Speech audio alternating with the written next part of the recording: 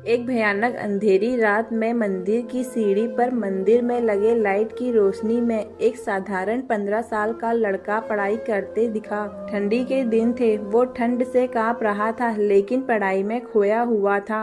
हफ्ते में 2 दिन मैं उस रास्ते से होकर गुजरता था। दिन में कभी वो नजर नहीं आता। मुझे काफी जिज्ञासा होती थी उसके बारे में जानने की। एक रात खाना खाकर मैं गाड़ी लेकर उसी रास्ते से गुजरने वाला था। सोचा जाते जाते कुछ पार्सल लेकर जाऊंगा उसके लिए। मैं पार्सल लेकर गाड़ी से उस मंदिर के पास पहुंचा। लड़का सीढ़ियों पर बैठकर हमेशा की तरह पढ़ाई कर रहा था। मैंने गाड़ी रोकी और उसके पास गया। मेरी तरफ जब उसने देखा तो वो मुस्कुरा दिया जैसे वो मुझे पहले से जानता हो। मैंने उससे पूछा, बेटा तुम हमेशा यहीं पर क्यों पढ़ाई करते हो? सर, मेरे घर में बिजली नहीं आती, मेरी माँ बीमार रहती है और तेल डालकर दिया जलाने लायक मेरी परिस्थिति नहीं है, बस इसीलिए मैं यहाँ आकर पढ़ता हूँ। तुम मुझे देखकर मुस्कुराए क्यों? मैंने पूछा। क्योंकि आप भगवान हैं, वो बोला।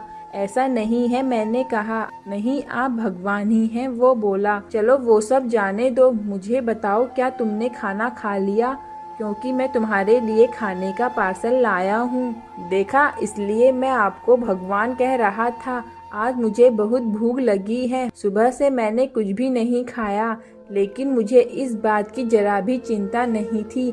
मैं जानता था वो भगवान जिसने मुझे भूख दी है वह मुझे भूखा पेट नहीं सुलाएगा, किसी न किसी रूप में आकर मुझे खाना देगा। और आप खाना लेकर आ गए। आप भगवान ही हो ना? मेरे पास कोई शब्द नहीं थे। अनजाने में ही मेरे हाथों पुण्य का काम हो रहा था। हर दिन कर्ज में डूबे होने के कारण ऊपर वाले को उस भगवान को कोसता था। आज उसने मुझे ही भगवान की उपाधि देकर शर्मसार कर दिया था। आधा खाना खाकर उसने आधा बचा लिया और मुझसे बोला कि सर आप 5 मिनट यहीं ठहरिए, मैं यह खाना मेरी माँ को देकर आता हूँ। मंदिर से कुछ दूर एक पुराने घर की तरफ जाते हुए मैं उसे देखता रहा। कुछ मिनटों बाद वह वापस लौटा। उसके हाथों में मुट्ठी भर फूल थे। उसने वो मेरे पैरों में रख दिए और बोला, माँ ने कहा है जिस भगवान ने हमारा पेट भरा है उसके चरणों में थोड़े फूल तो चढ़ाने ही चाहिए।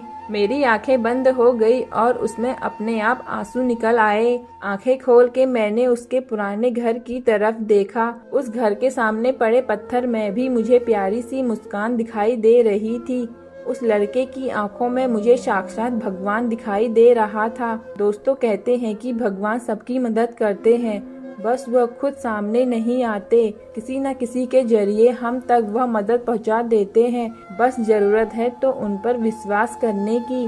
दोस्तों, अगर आपको मेरी कहानी पसंद आए तो प्लीज़ लाइक एंड सब्सक्राइब करें।